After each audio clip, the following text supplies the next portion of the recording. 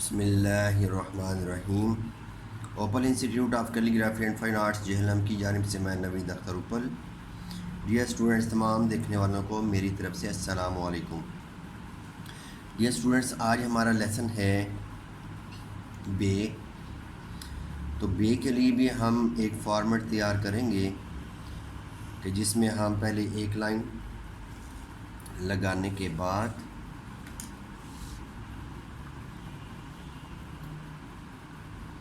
आपने हड़ाई कत का निशान लगा के तो फिर लाइन ड्रा करनी है। ठीक है, ये मैंने 3 कत लगाए हैं, तो इसका तीसरे कत को आधा कर लेते हैं। ठीक है, अब इसी तरीके से हमें दूसरी साइड भी निशान लगाने हैं। ये हड़ाई कत का निशान लगा के तो आपने लाइन को लगाना है।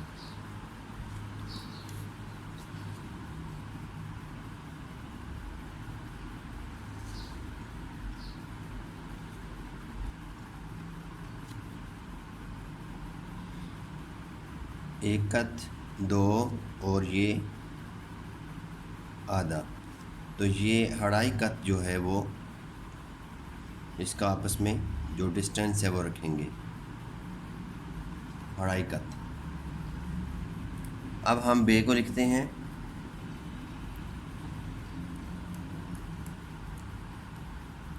तो डियर स्टूडेंट्स, जिस तरीके से आपने पिछले लेसन में मद को बनाने के लिए जो कलम का कत है उसका ज़ाविया रखा था, वही हमने इसके लिए भी रखना है।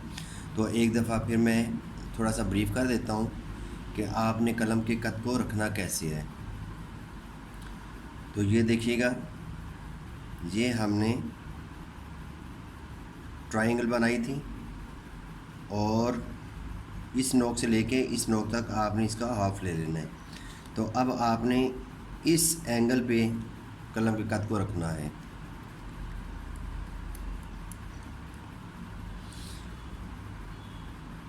देखिएगा, अब हमने स्टार्ट करना है बे को।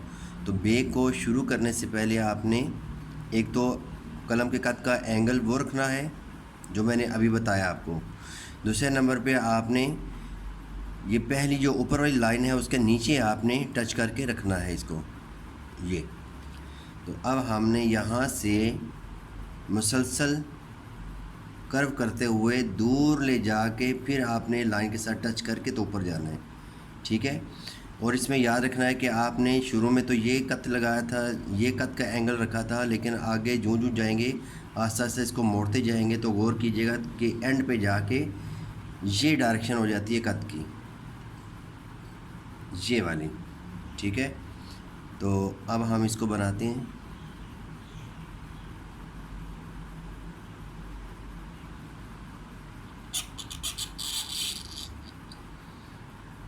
तो अगर दरमियान में पहुंचते वक्त आपके कलम की जो स्याही है वो ख़त्म हो जाती है तो आपने यहाँ पे रोकना नहीं है।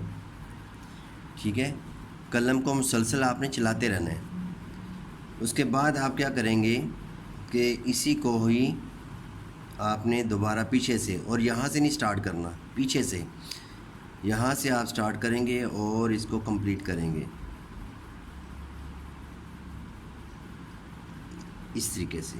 ठीक है, एंड पे पहुंच के आपने क्या करना है कि नीचे वाली जो नोक है उसके साथ आपने यहाँ से हल्की सी गोलाई दे देनी है, यूँ।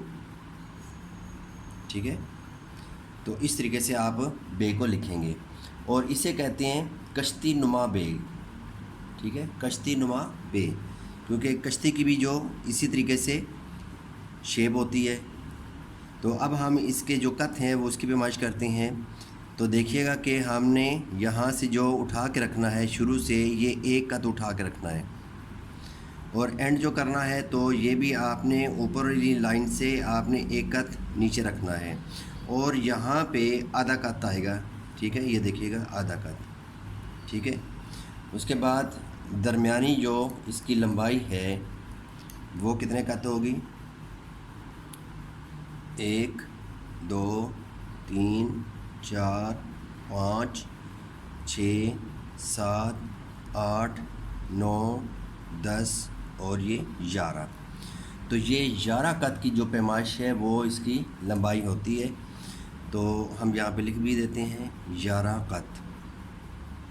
ठीक है, अब हमने देखना है कि ये जो पहली लाइन है इससे इसकी गहराई कितनी है, यानी कि स्टार्टिंग पॉइंट से इसकी जो गहराई है कम्प्लीटली, जहाँ से ये नीचे वाली लाइन के साथ टच है, यहाँ से हमने इसकी पैमाइश करनी है। ठीक है, तो ये देखिएगा ये 1 कद और ये है आगे आधा कद।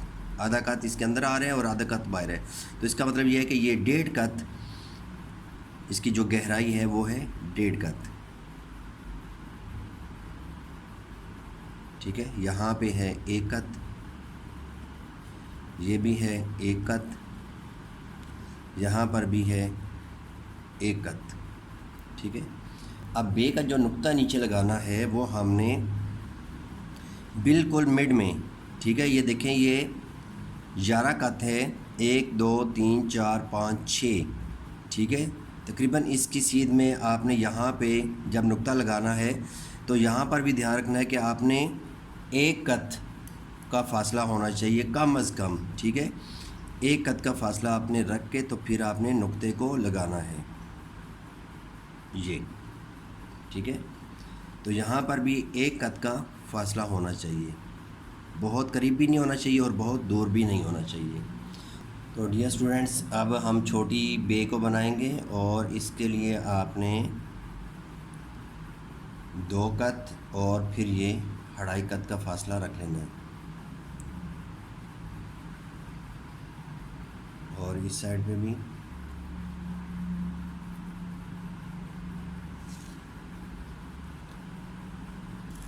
ऊपर जो हमने सीखा है ये है कश्तीनुमा बे, और अब हम जो सीखने जा रहे हैं ये है नाखनी बे। तो नाखनी बे को बनाने के लिए भी आपने कलम का जो कद है वही रखना है जो कि आपने ऊपर बड़ी बे के लिए बनाया था। ठीक है, जो ऊपर के लिए रखा था।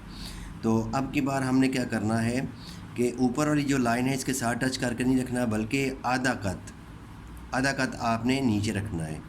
ये देखिएगा, ठीक है, आधा कद नीचे रख के तो आपने मुसलसल यहाँ से कर्व करते हुए आपने यहाँ पे बिल्कुल कद को सीधा कर लेना है। देखें शुरू में डायरेक्शन कैसी है कद की, ये तिरछी है, ये तिरछी है, लेकिन एंड पे जाके ये बिल्कुल सीधा हो जाता है। ये देखें बिल्कुल सीधा है। ठीक है, बिल्कुल सीधा कर लेना है। तो नुक्ते मैं बनाऊंगा लाइन पे, देखिएगा नोक मैंने रखी है लाइन के ऊपर। ठीक है, और ये हमने नुक्ते बनाए, बीच में देखें ये कर्व है और साइडों की जो नोकें हैं नुक्तों की ये लाइन पर हैं। अब हम इसकी पैमाइश करते हैं। पैमाइश ज़रा मैं ऊपर करता हूँ ताकि नीचे से बे और नुक्तों के साथ टच ना हो। ठीक है, 1 2 3 4 5। ठीक है, ये 5 कद की जो बे होती है और इसे नाखनी बे भी कहते हैं। ठीक है, और इसका नाम ही नाखनी बे है। अब जो मैंने बताया था कि नुक्तों का जो आपस में फ़ासला होता है, यानी कि जब नुक्ते लगाते हैं तो जो इसका हरफ है, ठीक है, तो ये 1 कद का फ़ासला होना चाहिए। ठीक है, कम अज़ कम 1 कद का। तो यहाँ पे भी देखिएगा ये 1 कद मान रहा है ये। ठीक है, यहाँ से आपने आधा कद लाइन से उठा के रखना है। देखें यहाँ पे जो बड़ी बे है यहाँ पे एक पूरे कद का फ़ासला है, क्योंकि ये बड़ी है तो बड़ी होने के लिए आपने इसको देखें ऊपर से स्टार्ट किया था और फिर यहाँ पे 1 कद का फ़ासला था, जबकि यहाँ पे आपने आधे कद का यहाँ पे स्पेस रखना है। ठीक है, और इसका तीसरा नुक्ता भी हम लगा देते हैं, से को बना देते हैं।